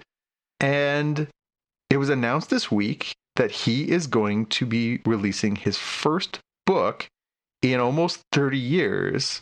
It's a graphic novel called The Mysteries. And apparently it is a fable for grown-ups is how they're pitching it. This is from an article from Gizmodo. Plot revolves around a kingdom that's become home to frequent disasters. Desperate for an end to the calamities, the king enlists his knights to go in search of the source for all these events, and years later, only a single knight returns to tell the tale of what happened. I'm 100% in. I'm 100% in. I am absolutely fascinated to know what Watterson has to say after all this time, and, to come out and do something like this, I think is really, really interesting.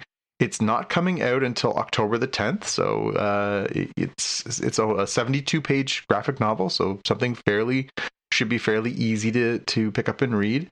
I'm so eagerly anticipating this book now. I'm absolutely enthralled with the idea of knowing what Bill Watterson has to say after that work that he was so famous for. Yeah, I think it didn't immediately click when I said, what? I see the link and like, this is very strange. And then I said, no, wait a minute. Hold on. Calvin and Hobbes, despite its sort of lovely, kid-friendly exterior, is actually pretty deep and intellectual and gets a hint at that. I think the sort of tone they're going to go for of when Calvin imagines himself to be a hard-boiled detective, or he imagines himself to be spaceman Spiff, these edgier sort of takes that turn out to be, oh, look, it's a little kid in his wagon, it's a little kid doing fun things. If you ignore the little kid part, I'm like, oh, okay, I can kind of get how the tone would work for this fable for grown-ups, as Simon and Schuster describe it as. Yeah. I like it is. If you ever have a chance, and I own all the original, sort of floppy paperback books of the Calvin and Hobbes, which I read, when I was a young person. And then years ago, when they released the beautiful library edition that they put out. Now, I think there's two editions. There's a hardcover one and there's a softcover one. It's basically the entire of everything that Watterson did on Calvin and Hobbes.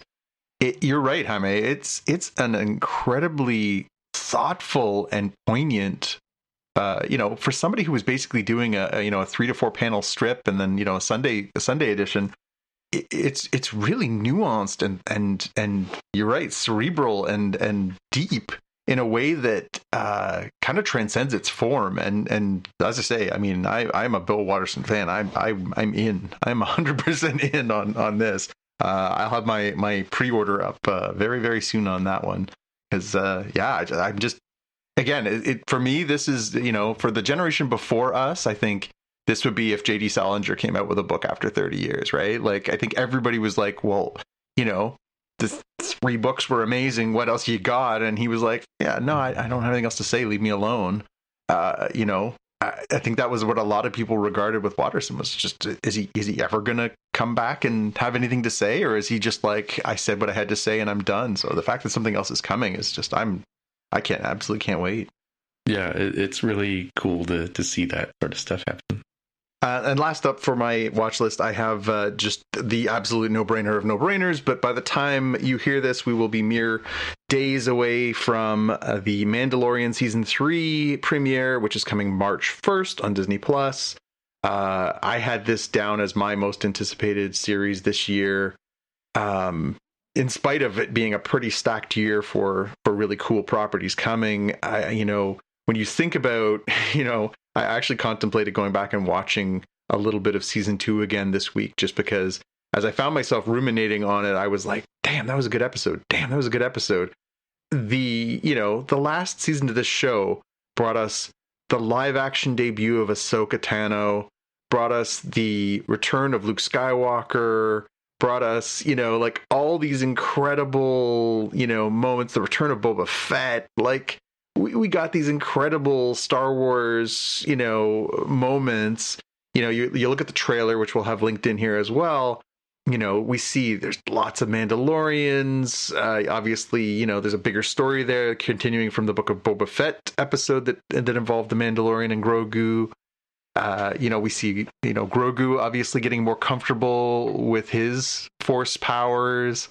And yeah, I'm absolutely enthralled with the idea of where they're going to go with this show. So yeah, I mean, this is the slam dunk of slam dunks for all of the things we like on TV. So I can't wait. I can't wait for Wednesday.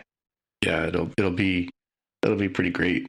They gave us that tease of the Mandalorian season 2.5, and I think made me want even more to go. So really looking forward to that. Yeah, absolutely. What do you got for us? My pick goes into the, as long as we're in the, semi-nostalgia realm with Star Trek Picard and thinking about all things the next generation, it's maybe time to have some nostalgia for Deep Space Nine. And here somebody has put together a Lego Star Trek Deep Space Nine intro. So the intro to the show done in CGI'd Lego bricks. So if you feel like the Lego Star Wars kind of look, that's kind of what you would imagine it would look like. And it works pretty well. I'm like, wow. People point out that there's even a California class at 50 seconds into the intro. So it's maybe the enhanced version of this intro from Lower Decks. Oh, yeah. Yeah, maybe. Yeah, that makes sense. Huh. Yeah, I'm just watching it now. This is actually pretty cool. Well, and it's clearly later stuff, too, because they've got Natalie DeBoer and Michael Dorn in the credits, too, right? So yeah, they've got the Defiant version. So Yeah, that's fun. All right. Well, Tim is still having a rest, so I think that's going to wrap it up for us this week. So, hey, Jaime, if people want to find you, where can they look? I'm on Twitter as @DevOfTheHair. And you can find me on Twitter and Instagram as @JPK News, or on YouTube at youtube.com/JPK. And yeah, that's it for this week. And until next time, we'll see you in the future. Bye. Bye. You've been listening to the Spotcast podcast. If you want to find out more about the podcast or see the episode show notes, visit the Spotcast website at spotcast.com. You can get in touch with us on the website or follow us on Twitter at Spotcast. If you have feedback or questions, send us a tweet with the hashtag AskSpotcast. If you like the show, please consider recommending us to a friend, writing a review on iTunes, or pledging any amount at patreon.com/Spotcast. You can find details on how to help us on our website, spotcast.com/sponsor us. Thanks for listening, and we'll see you in the future.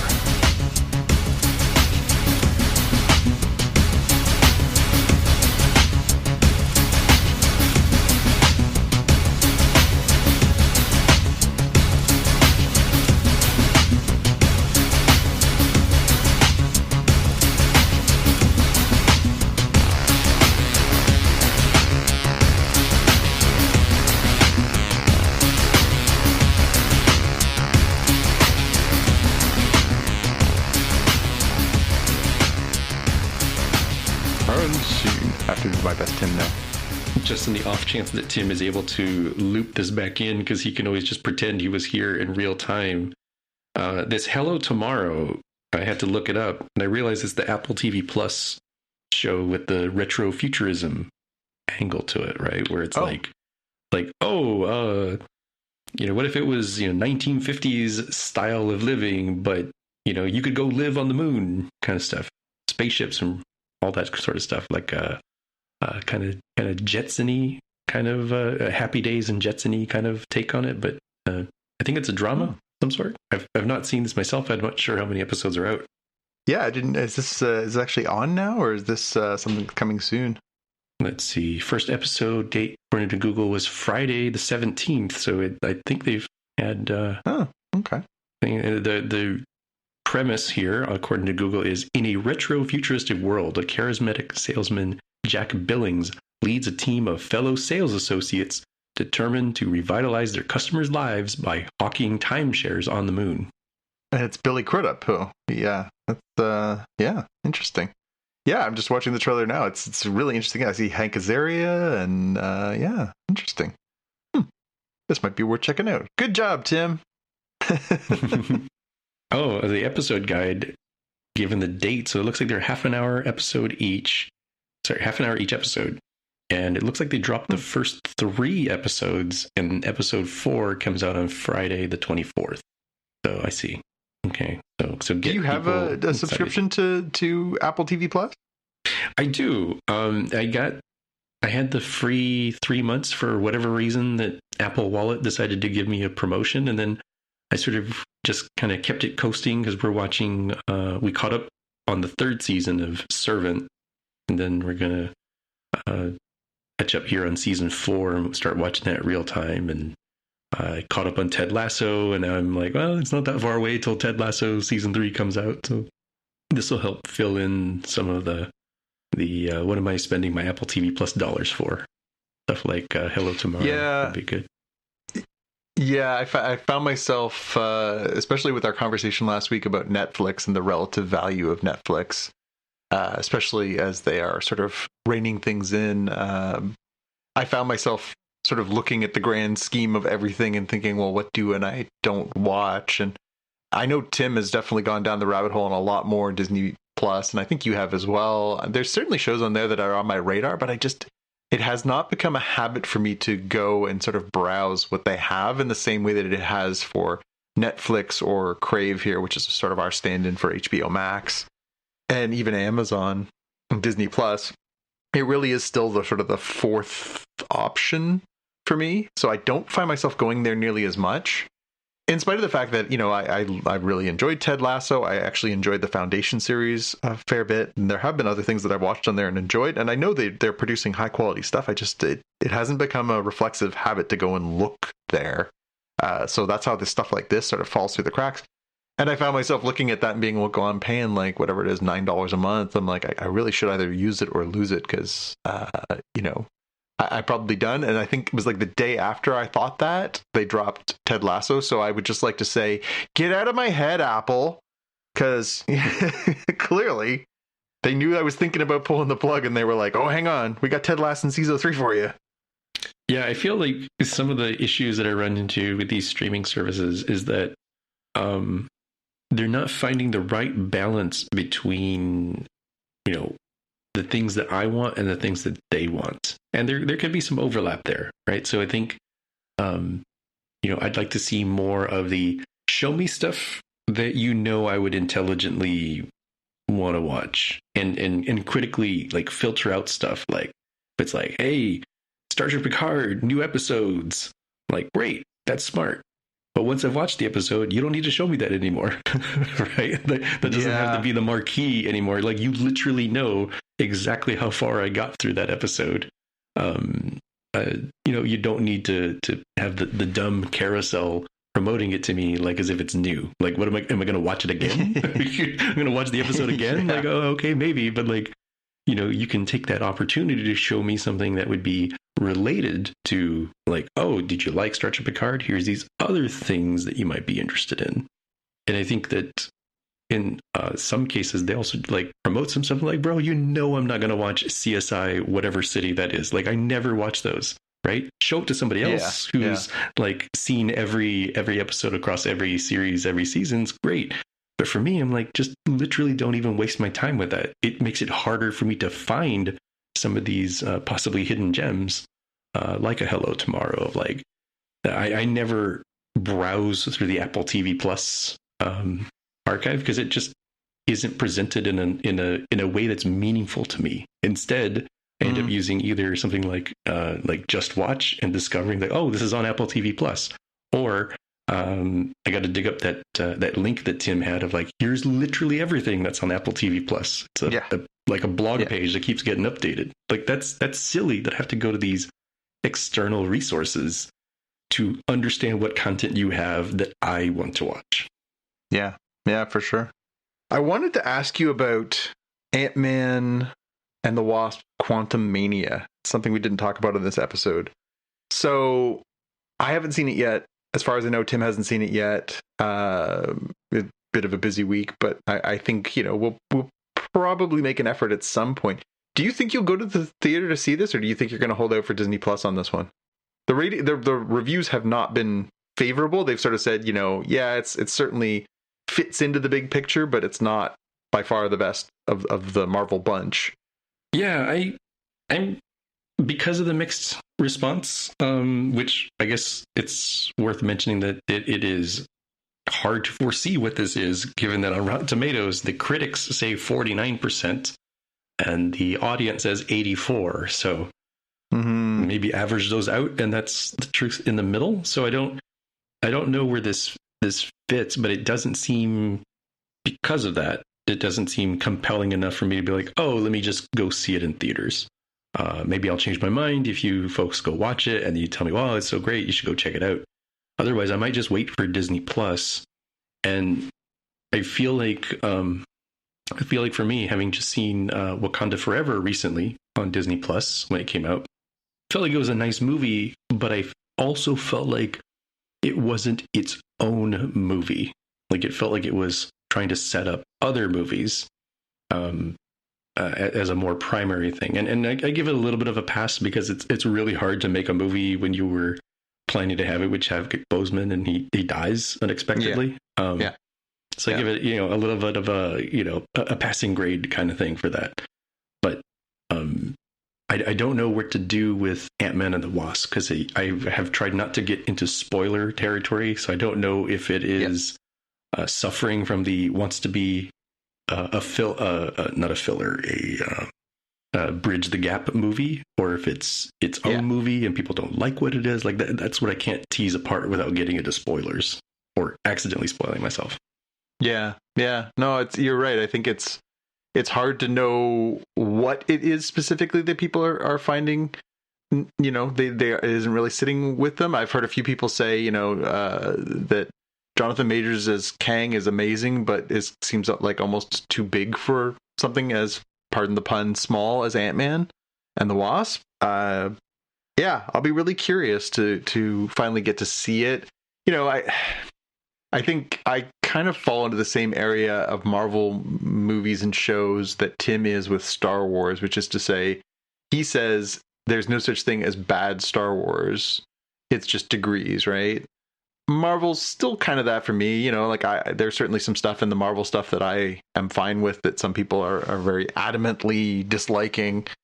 It's hard to imagine that it's as, I think probably the worst of the bunch for me so far would be Eternals. I just didn't find it meant anything. Maybe it will once, with the benefit of hindsight, we know where the Eternals fit and everything, and maybe it will become more essential. But for now, Eternals just feels like it's way out in left field.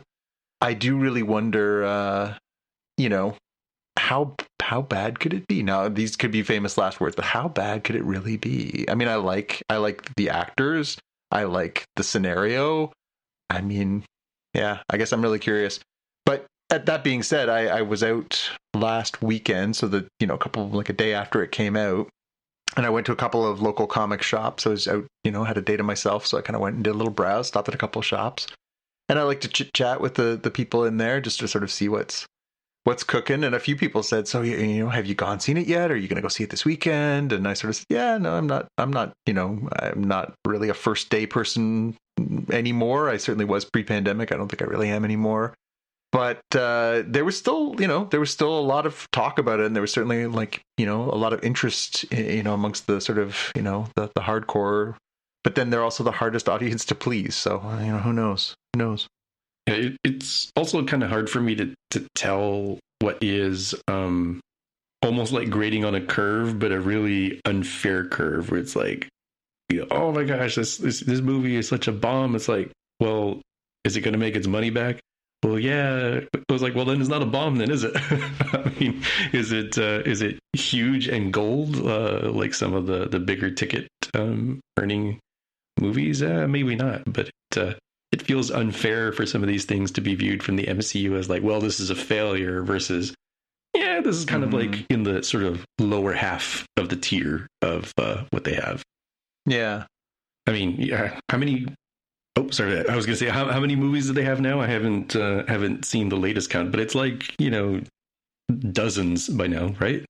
Yeah, 32, I think, is the number. Yeah.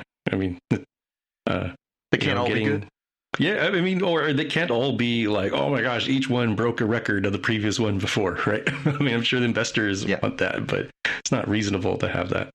Well, in the Ant-Man movie, the original, and then the Ant-Man and the Wasp were all things, by comparison to the grander scope of Marvel movies, were fairly low performing. I think and I'll have to look it up, but I think they only brought in a mere 400 million or, it was not monstrous. It certainly was not like Avengers money. You know what I mean? Yeah, the original Ant-Man made $519 million. So that's $500 million. It's not nothing by any means.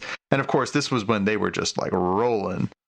It'll be interesting to see sort of relative to things like that, where it ends up sort of fitting in. But did anyone really think that it was going to be, Avatar money. Like it never would, like it when Avengers the Kang Dynasty or Avengers Secret Wars comes around. If those don't get, into the billions plus category, I'll be super surprised. If an Ant-Man movie, and I should say for the record, like according to Deadline, this is a story from 4 days ago, it's already made $400 million, $421 million at the global box office. Like that's fine. Like, and it's going to play for a few more weeks. There's not a ton of competition right now at the box office. It'll make well past $500 million. It's been out for a week. It's made 420 million. Like, it's not that people aren't going. It just seems like there's a little bit of a dissatisfaction with maybe the type of story it was. But I started saying earlier, my son and our cousin who is living with us have been slowly watching from the beginning all the Marvel movies. And so sometimes I will pop in and watch some of the early stuff with them as they've been working their way through. And recently they watched Avengers Age of Ultron. Now, that one kind of got a little bit panned at the time for the fact that they kind of, it's overstuffed, right? They tried to sort of not only tell a story, but they were jamming in setups for, we're going to set up the new Thor movie. We're going to set up the new Captain America. We're going to set up all these different things they were doing setups for. And it kind of watered it down a little bit. And, in the end, I think some people weren't satisfied with it. But as I sat down and sort of watched and sort of saw certain scenes, the Iron Man Hulkbuster versus the Hulk fight in South Africa, the big fight at the end where they're fighting through, an army of Ultrons. There's some great scenes in there, some really fun stuff. And, there's a lot to like about that movie in spite of the fact that it's certainly, yeah, you're right. It's in that same bucket of like bottom half, but it's not a terrible movie. It's just not quite as high a bar as they have ever reached. As I say, if you're going to make 30 plus movies that are in some way connected to one another, they can't all be 100% on Rotten Tomatoes and make $2 billion. Yeah. I was now thinking about this, that you said the number of movies, and then thinking about Iron Man. I was like, wait a minute. Doing my math, we were in 2023, and I think Iron Man came out in 2008.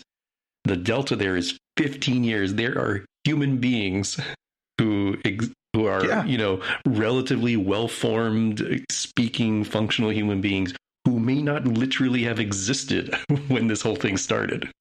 It's gone on long enough. I'm like, oh my gosh, 15. Yeah, if you're, precisely 15 years old, you probably didn't see the movie when you were, just freshly birthed, right?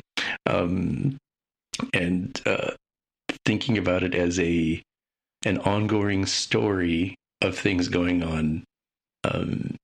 Maybe we're looking at it from that perspective as like, hey, just to turn this into a final bit of theory sprinkles for Star Trek Picard, more and more on the humor side, but like, when you had something like a TNG, 24-ish episodes per season, not all of them were winners. Yes, you had Best of Both Worlds. No. Yes, you have Yesterday's Enterprise, but some of them were like Beverly Crusher is getting it on with her grandma's, scent candle, which came to my mind as like, oh my gosh, maybe that's the true villain. It's not Beverly Crusher. It's the damn candles. That's what was in the box with Jack Crusher. And he was like, I don't want you to see this box.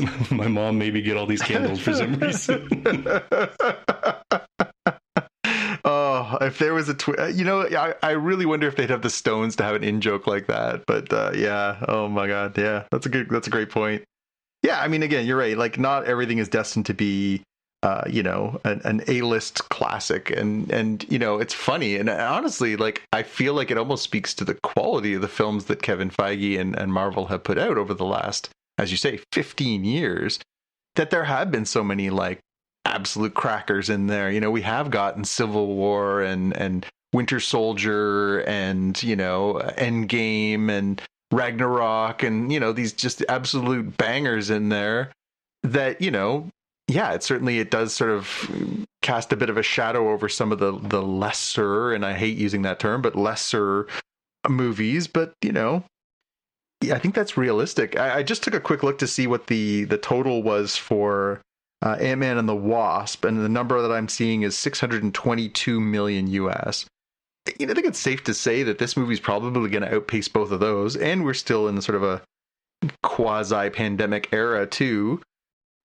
It's going to do fine at the box office. It's going to make its dough, and maybe it's more of a glue movie that glues, or as you said, bridges these, this larger Kang storyline into the Avengers, and maybe it'll have more poignancy as time goes on, and that's fine. But I don't know. It's weird to see the sort of negativity.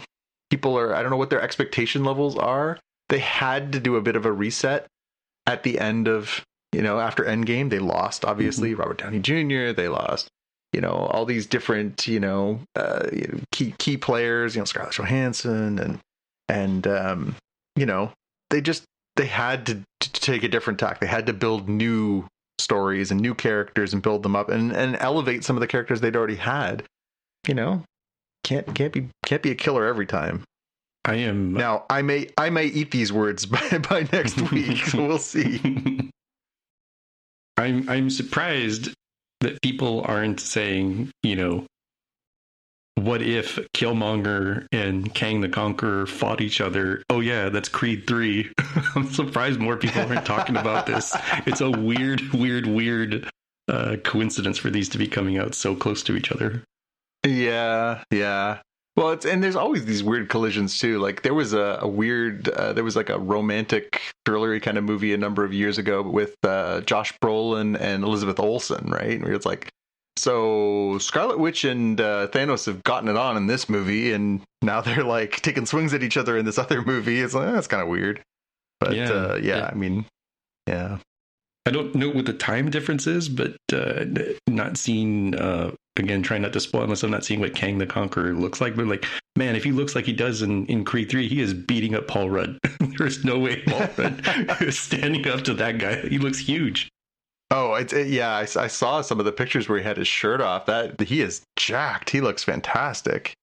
I mean, I'm not sure he meets the Michael B. Jordan, level of excellence. That man is gorgeous, but it's pretty impressive to see what Jonathan Majors has done to his body. All right, until next time. Yeah, so I guess we'll message about it on Slack, but I assume we're going to do a Mandalorian mix in there for next week as well, because that's right in our wheelhouse. Yeah. Yep. And cool. Crap! I thought I'd Slacked you guys this, but it's worth looking at now because I'm like literally staring at a calendar. So I can do next week, the March 2nd. That's no problem. I will be out on the week of March 6th through the 10th. Okay. So I will actually be speaking at a conference in Japan. So that's why I'll be out. So I'll try to watch what I can, but I don't recall what happens to Netflix and never tried Disney Plus or Paramount Plus over there because I'm not sure if I had those, and I have to double check. But yeah, good little experiment, anyways. Yeah, it's good to just fire them up to see like what does it show me, because I do remember no kidding. being in the UK when we were doing Discovery and firing up Netflix because I was just winding down. I was like, what Discovery's on? Oh, that's right, because I'm not in the United States, so it's not on CBS All Access. So I have no idea what will happen when I fire things up over there and what content I will and will not be able to see. Maybe I'll have to turn on Amazon because I don't know where Picard is outside of the US and Canada. I feel like they added Paramount Plus in some of those markets, but I couldn't tell you about Japan. I know they opened it up in a couple of places in Europe, but I can't recall. Well, I look forward to I feel like the streaming wars take Japan with Jaime Lopez. That's pretty fun. That's awesome. Japan is very high on my I wish I could get their list. I'm deeply jealous of your trip. That's awesome. Yeah, thanks. I'll keep you guys in my heart and mind while I'm over there. Just a quick week there. I'll be back. Take lots of pictures. I'd love to see the adventures. I know there's a lot of great what the heck is this in Japan kind of stories that people come back with. So one of my friends from work, he went there. He lives here. His brother lives in Australia. They decided to go to Japan together, so they met in Japan and were there. And while they were there was an earthquake and a typhoon. And he was man. They literally had to stay in their hotel because it was the safe place to be. be, but it was like a Japanese hotel. And, you know, these two guys were like basically shoehorned into this little tiny room for like a day and a half while this typhoon went through after the earthquake went through. Oh yeah, I 100% know. The last time I was in Japan, it was it felt like a shoebox that I was in for my hotel room. And then when I went to the UK, they were like, "Oh, we're very sorry, sir. We're a little short on rooms, so we're gonna have to give you a smaller room." And I went in, I'm like, "This is like a palace, not by American standards, but given what I went through, I'm like, this is not something to be ashamed of." So it's all relative, right? Yeah, it's in these moments where you know, being someone of my size, I'm over 6'1" and you know, long legs, and the idea of being crammed into a Japanese hotel sounds like a nightmare to me. But my colleague's like 5'7" maybe, and I'm like, well, it couldn't have been that bad. But his brother's, I think, as tall as I am, so it's pretty funny. All right, well, have a good week, and we'll reconvene next week. We'll have some Mandalorian to talk about. It's awesome. All right, until next time. All right, yeah. Yeah, bye.